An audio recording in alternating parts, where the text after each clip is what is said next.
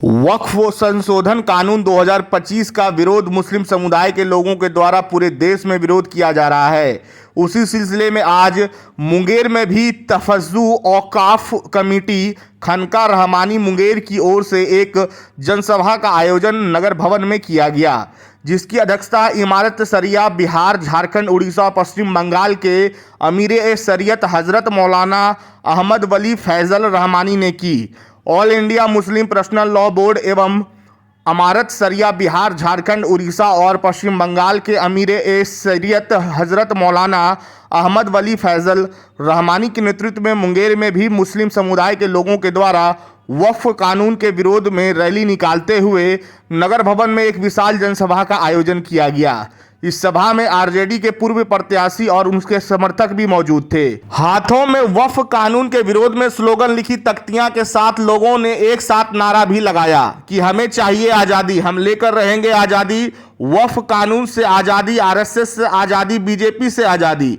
सभा के अंत में जनसैलाब को संबोधित करते हुए अमीर शरीयत हजरत मौलाना अहमद वली फैजल रहमानी ने लोगों को सबसे पहले वक्फ क्या है और ये कैसे काम करता है इसके बारे में लोगों को बताया कि किस तरह से बच्चे के जन्म से लेकर मरण तक का समाज में वक्फ की भूमिका क्या है, यह किस तरह से अगड़ा पिछड़ा ऊंच नीच सभी को एक प्लेटफॉर्म पर लाकर सभी को एक समानता देता है और वर्तमान सरकार किस तरह से एक ट्रस्ट के 1400 सालों के इतिहास को रद्दोबद्दर करना चाहती है। उन्होंने यह भी कहा कि अगर वक्फ संशोधन बिल 2025 खारिज नहीं किया गया तो एक दौर ऐसा भी आएगा जब आप अपने बाप दादा की मौत के बाद उन्हें जमीन में दफन करने के लिए भी विदेशों की तर्ज पर जमीन खरीदनी पड़ेगी।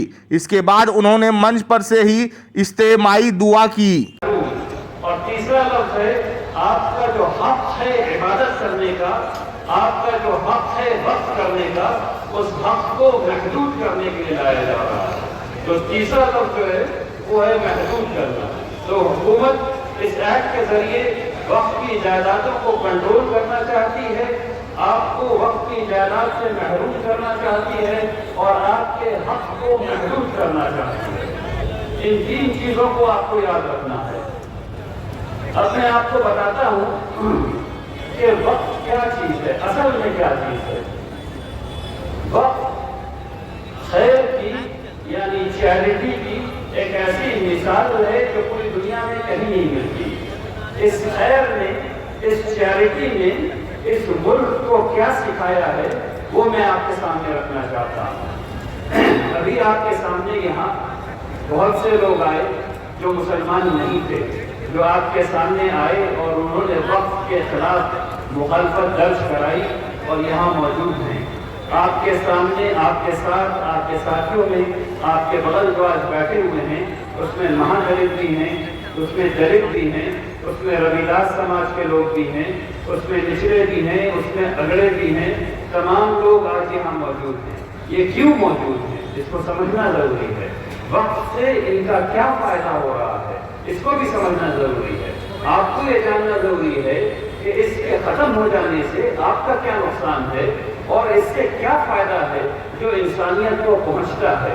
इस बात को समझिए और समझने के बाद इसको हर एक आदमी जो यहाँ है उसकी जिम्मेदारी है कि कम से कम 10 लोगों को जो बात आज यहाँ को सुन रहा है वो बताए ताकि वक्त की असल हकीकत लोगों के सामने आ सके।